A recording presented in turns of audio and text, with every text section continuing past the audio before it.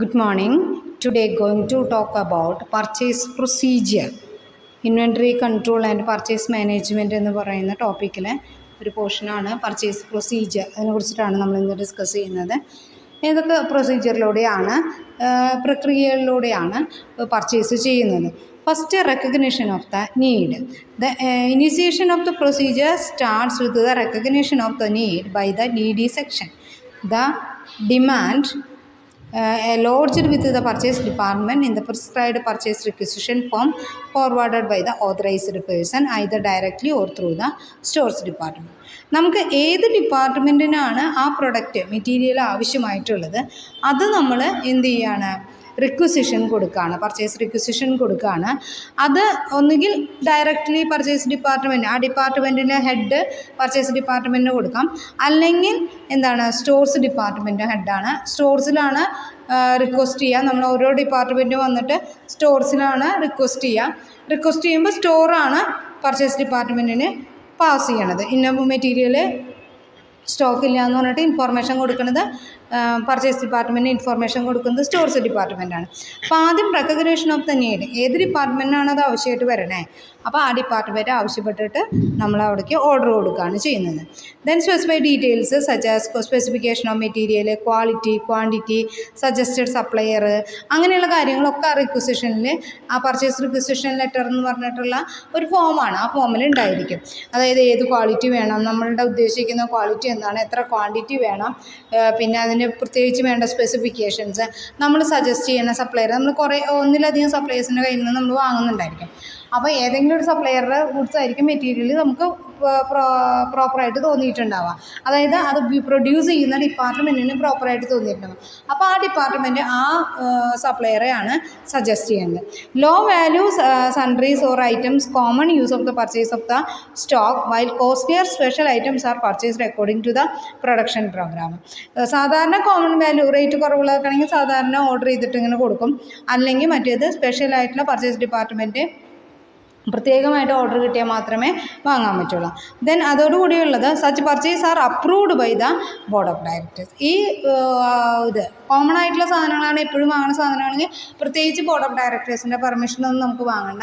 അല്ല സ്പെഷ്യലൈസ്ഡ് ആയിട്ടുള്ള ഒരു പ്രോഗ്രാമിന് സ്പെഷ്യലൈസ്ഡ് ആയിട്ടുള്ള പ്രൊഡക്റ്റാണ് വാങ്ങണമെങ്കിൽ ബോർഡ് ഓഫ് ഡയറക്ടേഴ്സിൻ്റെ എന്ത് വേണം, അപ്രൂവൽ കിട്ടിയാൽ മാത്രമേ നമുക്ക് പർച്ചേസ് ചെയ്യാൻ പറ്റുള്ളൂ. രണ്ടാമത്തെ സെലക്ഷൻ ഓഫ് ദ സപ്ലൈ. ഇനി നമ്മൾ ചെയ്യുന്നതാണ് selection of the supply. The process of selection of the supplier involves two basic aspects: searching for all possible sources and shortlisting out of the identified sources. നമ്മൾ ഏതൊക്കെ സോഴ്സിൽ നിന്നാണ് ഇത് available ആവുക എന്നുള്ളത് ആദ്യം നോക്കും. അതാണ് ഫസ്റ്റ് നോക്കുന്നത്, all possible sources and short listing out of the identified sources. ഇനി അതിൽ ഏതൊക്കെ സ്ഥലത്തു നിന്ന് നമുക്ക് വാങ്ങണം. ചില സ്ഥലത്തു നിന്ന് നമ്മൾ മെറ്റീരിയൽ ഓർഡർ ചെയ്തിട്ട് വാങ്ങിക്കഴിഞ്ഞാൽ അതിൽ കംപ്ലയിൻറ്റ്സ് ഉണ്ടാവാറുണ്ട്, അല്ലെങ്കിൽ നമ്മൾ പറഞ്ഞ ക്വാളിറ്റി കിട്ടാറില്ല. അങ്ങനെയുള്ള കണ്ടീഷൻസൊക്കെ ഉണ്ടെങ്കിൽ അവരെയൊക്കെ നമ്മൾ ഒഴിവാക്കുക. അവിടെ നിന്ന് പിന്നെ നമ്മൾ വാങ്ങില്ല. നമ്മൾ അതിൽ നല്ല സപ്ലയേഴ്സ് അവർ പ്രൊവൈഡ് ചെയ്യുന്ന ആൾക്കാർ ആരൊക്കെയാണോ അവർക്കാണ്, അതാണ് സോഴ്സ് എന്ന് പറയുന്നത്, അവർക്കാണ് നമ്മൾ ഓർഡർ കൊടുക്കുന്നത്. The complete information about the supplier is available from various sources such as trade directories, advertisement journals, direct mailing to the suppliers, interview with the suppliers. നമുക്ക് ഇതിൻ്റെ ഇൻഫോർമേഷൻസ് കിട്ടുന്നത് നമുക്ക് ട്രേഡ് ജേണൽസിൽ നിന്ന് കിട്ടും, ഡയറക്ടറീസിൽ നിന്ന് കിട്ടും, അഡ്വർടൈസ്മെൻറ്റ് നമുക്കിപ്പോൾ നെറ്റിലൊക്കെ സെർച്ച് ചെയ്താൽ ആരൊക്കെയാണിത് പ്രൊവൈഡ് ചെയ്യണേ എന്നുള്ള ഡീറ്റെയിൽസൊക്കെ കിട്ടും.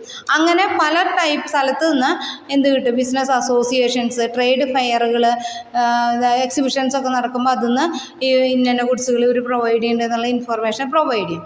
Identification more and more sources help in selecting the better and economical supplier. നമ്മളെല്ലാവരും ചെക്ക് ചെയ്തിട്ട് ഏറ്റവും ബെറ്റർ ആയിട്ടുള്ളതും ഇക്കണോമീസ് ആയിട്ടുള്ളതും ചിലവ് കുറഞ്ഞതുമായിട്ട് നമ്മൾ ഓർഡർ ചെയ്യുകയാണ് ചെയ്യുക. It would be noted that low bidder is not always best bidder. ഏറ്റവും കുറഞ്ഞ വിലയ്ക്ക് തരുന്ന ആളല്ല, കുറഞ്ഞ വിലയ്ക്ക് ബിഡർ എന്ന് പറയുന്ന കരാറിൽ ഏർപ്പെടുന്നതിനെയാണ് ബിഡ് എന്ന് പറയുന്നത് കേട്ടോ, ലേലം എന്നൊക്കെ പറയുന്നത്. കുറഞ്ഞ ലേലത്തിന് തരുന്നതല്ല നമുക്ക് ബെസ്റ്റ് ബിഡർ. അതായത് മീഡിയം ക്വാളിറ്റി, അതായത് സഫിഷ്യൻറ്റ് ക്വാളിറ്റി മീഡിയം പ്രൈസിന് തരുന്നതാണ് നമ്മളെ ബെസ്റ്റ് ബിഡർ എന്ന് പറയുന്നത്. ബിഡർ എന്ന് പറഞ്ഞാൽ ലേലം വിളിച്ചിട്ട് നമ്മൾ എടുക്കുന്ന സാധനങ്ങളെയാണ്, ലേലത്തിനെയാണ് ബിഡ് എന്ന് പറയുന്നത് കേട്ടോ. നെക്സ്റ്റ് വരുന്നത് placing the order. Once a supplier is selected, the next step is place the purchase order. Purchase order is a letter send to the supplier asking to supply the said material. At least അതായത് നമ്മൾ ഇന്ന ആളെ select ചെയ്തു, അയാൾക്ക് നമ്മൾ order അയക്കുകയാണ്, ഇന്ന material ഇത്ര ക്വാണ്ടിറ്റി ഇത്ര ക്വാളിറ്റി ഉള്ള മെറ്റീരിയൽ നമുക്ക് വേണമെന്ന് പറഞ്ഞിട്ട് നമ്മൾ ഓർഡർ അയക്കുകയാണ് ചെയ്യുന്നത്. അത് at least 6 copies of purchase, 6 copy നമ്മൾ അയക്കും, 6 കോപ്പി നമ്മൾ പ്രിപ്പയർ ചെയ്യും by the purchase section. Each copy separated signed and purchase officer, ഓരോന്ന് സൈൻ ചെയ്യും. Out of these copies 1 copy is send to the store keeper, ഒരെണ്ണം സ്റ്റോർ കീപ്പർക്ക് കൊടുക്കും, ഒരെണ്ണം സപ്ലയർക്ക് കൊടുക്കും, ഒരെണ്ണം അക്കൗണ്ട് സെക്ഷനിലേക്ക് കൊടുക്കും, ഒരെണ്ണം ഇൻസ്പെക്ഷൻ ഡിപ്പാർട്ട്മെൻറ്റിലേക്ക് കൊടുക്കും. And 1 the department place in the requisition 1 copy is returned by the purchase department, ഒരു കോപ്പി പർച്ചേസ് ഡിപ്പാർട്ട്മെൻറ്റിലും വയ്ക്കും. അങ്ങനെയാണ് ഈ കോപ്പി 6 എണ്ണം പ്രിപ്പയർ ചെയ്യേണ്ടത്. Next, follow up of the order.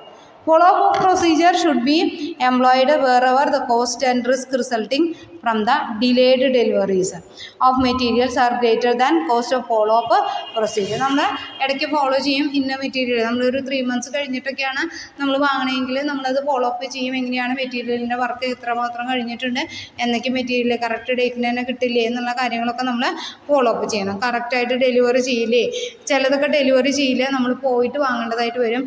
അപ്പോൾ അതെങ്ങനെയാണ് അതിൻ്റെ review, understanding, outstanding, necessary to review the outstanding orders and regular intervals to communicate with supplier. പിന്നെ ഇടയ്ക്കിടയ്ക്ക് നമ്മൾ ഓർഡർ ചെയ്യുകയൊക്കെ ആണെങ്കിൽ അത് നമ്മൾ മുൻകൂട്ടി പിന്നെ അഡീഷണൽ ആയിട്ടുള്ള ക്വാണ്ടിറ്റി വേണമെങ്കിൽ അതൊക്കെ നമ്മൾ എന്ത് ചെയ്യും, ഇൻഫോം ചെയ്യുകയാണ് ചെയ്യുന്നത്.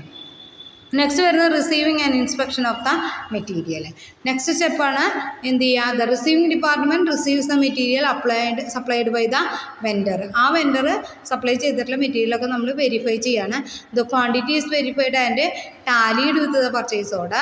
The receipts of the material ordered on the specifically designed receiving slips and forms specify the name of the vendor. അതായത് ആ ഫോമുകളും സ്ലിപ്പുകളും നോക്കിയിട്ട് നമ്മൾ എത്രയാണ് ഓർഡർ ചെയ്തിട്ടുള്ളത്, ഡെലിവർ ചെയ്തിട്ടുള്ള സാധനങ്ങളുടെ ലിസ്റ്റ് അവർ തരും. അതൊക്കെ നമ്മൾ ചെക്ക് ചെയ്ത് നോക്കുക. അതൊക്കെയാണ് ഇൻസ്പെക്ഷനിൽ നമ്മൾ ചെയ്യുന്നത്. പിന്നെ നമ്മൾ ഡിസ്ക്രിപ്പൻസി, അതിലെന്തെങ്കിലും കുറവുകൾ കണ്ടാൽ അപ്പോൾ തന്നെ നമ്മൾ ഇൻഫോം ചെയ്യും.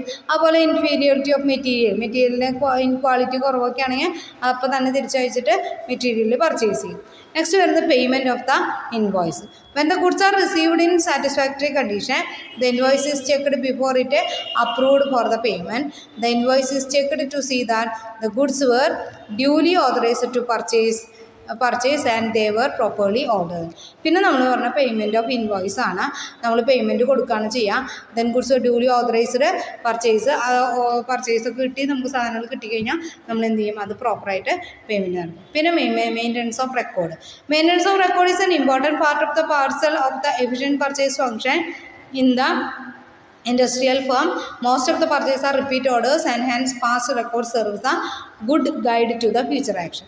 Maintenance of record എന്ന് പറഞ്ഞാൽ നമ്മൾ അത് എഴുതി വയ്ക്കുകയാണ്. ഏതൊക്കെ സാധനങ്ങൾ എപ്പോഴാണ്, ഡേറ്റ് എന്നാണ്, എത്ര ടൈമാണ് സാധനങ്ങൾ വന്നത്, എപ്പോഴാണ്, അതൊക്കെ എഴുതി വെച്ചിട്ട് പ്രോപ്പറായിട്ട് കീപ്പ് ചെയ്യുകയാണ് ചെയ്യുക. റെഗുലറായിട്ട് ഓർഡർ ചെയ്യണത്, റിപ്പീറ്റ് ഓർഡേഴ്സ് ആണെങ്കിൽ അത് ഓരോ പ്രാവശ്യം എത്ര ഓർഡർ ചെയ്തു, അതിൽ എത്ര ബാക്കിയുണ്ട്, ഇപ്രാവശ്യം എത്രയാണ് ഓർഡർ ചെയ്യണത്, അങ്ങനെയുള്ള എല്ലാ കാര്യങ്ങളും നമ്മൾ മെയിൻറ്റെയിൻ ചെയ്ത് വയ്ക്കും. ഇനി maintenance of vendor relations. Quantum and frequency of the transaction with the same key suppliers provide platform for purchase department to establish and maintain good relation with them. അത് ഗുഡ് റിലേഷൻ ഉണ്ടാക്കി വയ്ക്കും. Good relation develop mutual trust and confidence of the course of the time beneficial to the both parties. ഇത് അവർ തമ്മിൽ നല്ല relationship maintain ചെയ്ത് വയ്ക്കും. നല്ല suppliers ആണെങ്കിൽ നമുക്ക് പ്രോംപ്റ്റായിട്ട് ഡെലിവറി ചെയ്യുന്ന ഗുഡ്സൊക്കെ ഡെലിവറി ചെയ്യുകയൊക്കെ ചെയ്യുന്നുണ്ടെങ്കിൽ അവർ നല്ല സപ്ലൈയേഴ്സ് ആണെങ്കിൽ നമ്മൾ എന്ത് ചെയ്യും, അത് പ്രോപ്പറായിട്ട് കീപ്പ് ചെയ്ത് വയ്ക്കുകയാണ് ചെയ്യുന്നത്. അത് എന്ത് ചെയ്യും, നമ്മൾ പ്രോപ്പറായിട്ട് അവരുമായിട്ട് നല്ല റിലേഷൻഷിപ്പ് മെയിൻറ്റെയിൻ ചെയ്യും. അവർ mutual trust and confidence course of the time. Mutual trust and confidence എന്ന് പറയുന്നത് എന്താണ്, നമ്മൾ കറക്റ്റ് ടൈമിൽ പേയ്മെൻറ്റ് കൊടുക്കുക, അതുപോലെ തന്നെ ഗുഡ്സൊക്കെ പ്രോപ്പറായിട്ട് അവർ നമുക്ക് സപ്ലൈ ചെയ്യുകയും ചെയ്യും. അപ്പോഴാണ് പരസ്പരം അത് എന്തെങ്കിലും വിട്ടുവീഴ്ചയൊക്കെ ചെയ്യുന്ന കണ്ടീഷനൊക്കെ ആണെങ്കിൽ നമ്മളത് ചിലപ്പോൾ ഓർഡറിൽ എന്തെങ്കിലും കുറവുണ്ട്, 10 ദിവസത്തിനുള്ളിൽ തരാം, അങ്ങനെയുള്ള കാര്യങ്ങളൊക്കെ ചെയ്യുകയാണെങ്കിൽ അത് നമുക്ക് അഡ്മിറ്റ് ചെയ്യാം. നല്ല സപ്ലയറൊക്കെ ആണെങ്കിൽ നമുക്ക് കറക്റ്റായിട്ട് സാധനങ്ങൾ പ്രൊവൈഡ് ചെയ്യുന്നു, നമ്മുടെ ക്വാളിറ്റി അനുസരിച്ചുള്ള സാധനങ്ങളൊക്കെയാണ് പ്രൊവൈഡ് ചെയ്യണമെങ്കിൽ നമുക്ക് ചെറിയൊരു കാര്യം കണ്ടീഷൻസൊക്കെ വരുന്ന സമയത്ത് നമുക്ക് എന്ത് ചെയ്യാൻ പറ്റും, നമ്മളത് ആക്സെപ്റ്റ് ചെയ്യും. പ്രോബ്ലം ഇല്ല, ഞങ്ങളത് മാനേജ് ചെയ്തോളാം എന്ന് പറഞ്ഞിട്ട് നമ്മളത് ആക്സെപ്റ്റ് ചെയ്യും. Okay, thank you.